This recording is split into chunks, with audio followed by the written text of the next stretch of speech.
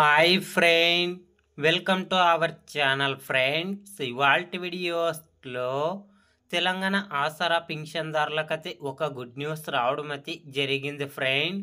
ఆ అప్డేట్ ఏంటో మనం ఇప్పుడు ఈ వీడియోలనైతే తెలుసుకుందాము. మీరు ఈ వీడియోని ఎక్కడ స్కిప్ చేయకున్నట్ల చివరి వరకు చూడండి ఫ్రెండ్. అప్పుడైతే నేను చెప్పేది మీకు అర్థమవుతుంది. అలాగే వీడియో నచ్చితే ఒక లైక్ చేసి ఇంతవరకు మన ఛానల్ సబ్స్క్రైబ్ చేయని వాళ్ళు వెంటనే సబ్స్క్రైబ్ అయితే చేయండి ఫ్రెండ్. తెలంగాణ రాష్ట్రంలో చేయుత పథకం కింద పెన్షన్ల పెంపునకు ప్రభుత్వం కసరత్తు చేస్తుంది.